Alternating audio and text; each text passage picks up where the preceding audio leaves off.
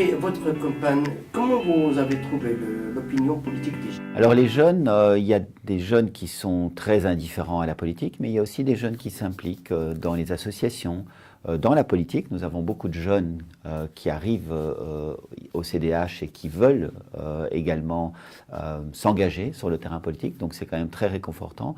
Et puis il y a des jeunes qui s'engagent dans la culture, qui s'engagent dans le sport, qui s'engagent aussi dans le social. Et finalement, nous avons une société civile qui reste quand même très intéressée à la manière dont on peut vivre ensemble, dont on peut ensemble faire un projet de société qui soit plus solide et dans lequel chacun s'en sort bien. Moi, je suis toujours fasciné par l'élan, la générosité, la force de cette jeunesse qui continue à avoir toute une série de créativités dans tous les domaines que je viens de citer. Ça peut être la culture, ça peut être la musique, ça peut être le sport, mais ça peut être aussi le social et ça peut être aussi l'engagement politique.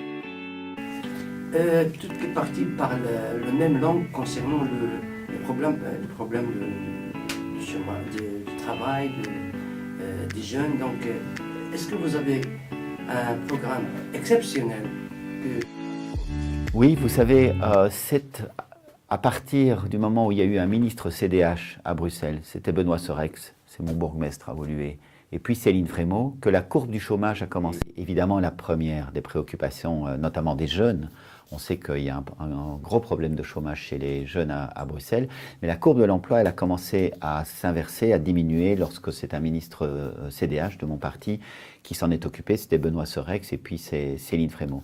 Alors cet emploi, ce qui est très important, c'est la formation, c'est l'école.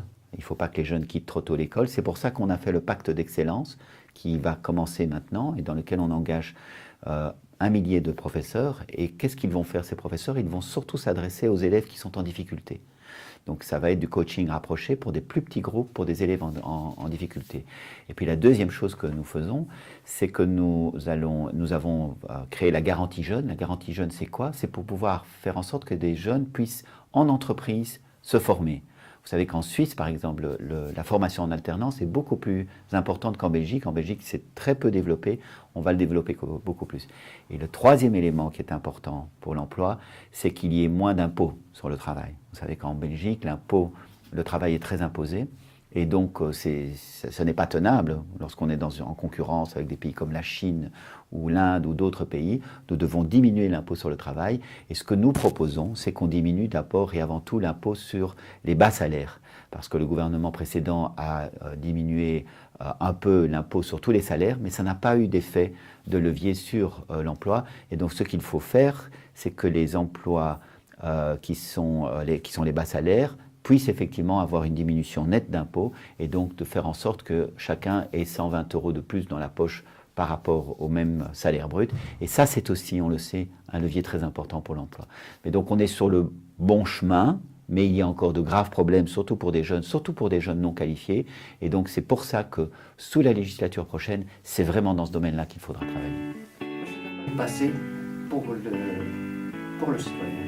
Moi, je crois que ce qui est important dans un pays où il y a tant de diversité, où vous savez qu'on est la ville la plus cosmopolite du monde, après Dubaï. Mais bon, Dubaï, c'est un peu un cas à part. On est la ville la plus cosmopolite du monde. On a 190 nationalités. C'est très important que nous puissions construire le projet d'avenir de Bruxelles tous ensemble. Ça, c'est vraiment un des grands enjeux pour demain. Et donc, qu'on se parle, qu'on dialogue, qu'on construise des projets, des propositions ensemble, qu'on ait l'envie effectivement de créativité pour Bruxelles. C'est une des villes les plus agréables au monde. Ça doit rester une ville agréable. Ça peut être encore plus agréable si nous parvenons effectivement à construire cette ville tous ensemble, quel que soit le domaine finalement.